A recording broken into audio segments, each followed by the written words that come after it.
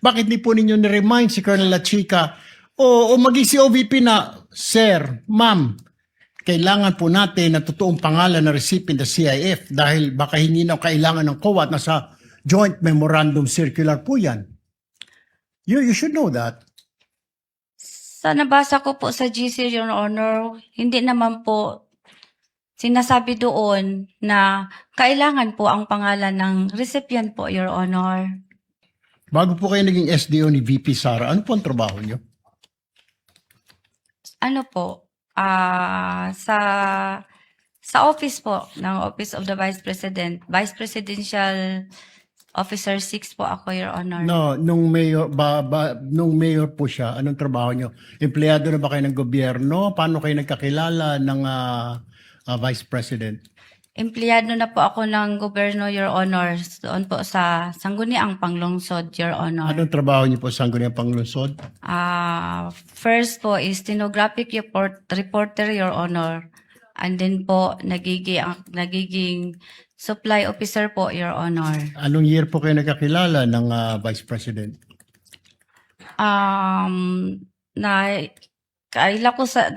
Nakilala ko siya, Your Honor, yung nagiging vice mayor po siya sa Sangguniang Panglungsod, Your Honor. Tapos, kinuha ka na niya sa kanyang opisina? Ganun po ba? Wala po, Your Honor.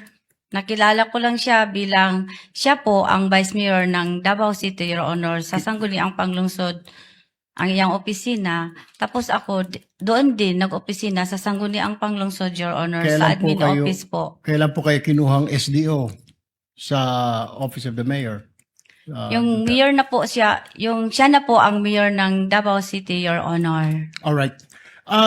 Alam niyo po yung mga pangalang Mary Grace Piatos, Chippy McDonald, Pusa, Pagong, Ngit-Ngit, Belat, na hindi po totoong mga tao ito, na mga totoong pangalan. Alam niyo po yun. Na-encounter ko po yun. Tanong ko po, alam niyo na hindi po totoo. Chippy McDonald ninyo, I'm sure. Nag-rely po ako sa... Hindi po. Common sense lang po. Pusa, Pagong. May apelyido bang Pusa, Pagong sa Davao? Wala po akong narinig na ganyan, Your Honor. Pero alam mo na ito po, hindi totoo mga pangalan. Totoong tao po sila. Totoo pangalan, pero hindi po totoong pangalan. Yes po, Your Honor. Okay. Kung hindi po totoo mga pangalan, bakit wala kayong record ng totoong mga pangalan ng mga tao na tumanggap na CIF? Bakit di po ninyo ni-remind si Colonel La Chica o maging si OVP na, Sir, Ma'am, kailangan po natin na totoong pangalan na recipient ng CIF dahil baka hindi na kailangan ng COA at nasa Joint Memorandum Circular po yan. You should know that. Sa nabasa ko po sa GC, Your Honor, hindi naman po sinasabi doon na kailangan po ang pangalan ng recipient po, Your Honor. So, sa pagkaintindi mo, hindi kailangan. Hindi mo nilalagay. Ano po yung nilalagay sa safes ng mga dokumento? Anong mga nilalagay? Anong nilalaman? Di ba pinapabili po kayo ng safe, di po ba? At bumili kayo ng safe. Tama po? Meron po kaming safe, Your Honor. Okay. Anong nilalagay sa safe?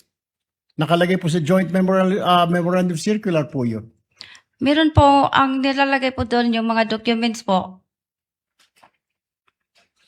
Anong documents po yun? Yung CDR po. Okay. Alam niyo na si Colonel La Chica ay hindi po maaring mag-disburse dahil wala siya fidelity bond. Pero dahil utos po sa ni VP Sara, sumunod ka lang. Tama po.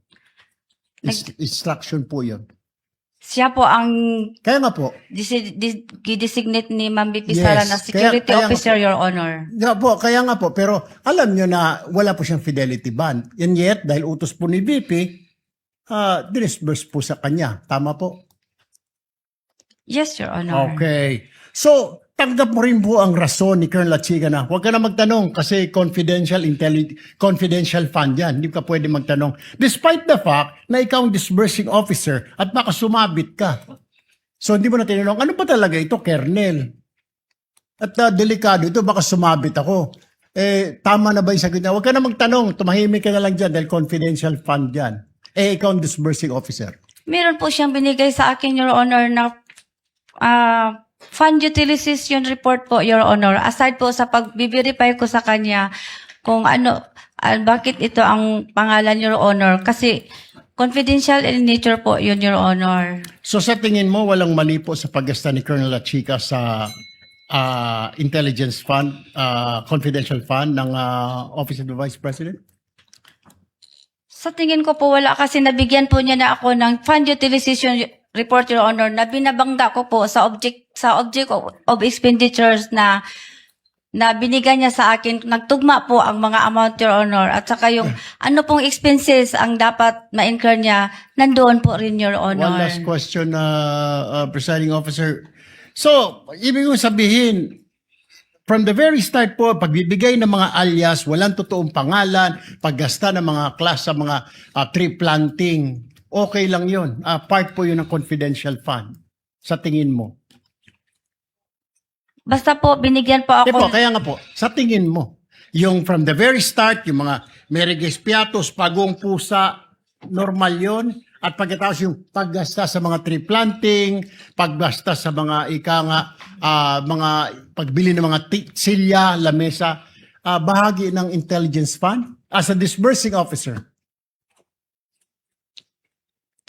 Marami kasi ang tanong mo, No, ang Your tanong ko nga Honor. po, tama ba sa tingin mo yung paggasta ni Colonel Lachica, pagbili ng mga lamesa, upuan, tree planting, confidential fund, ma'am?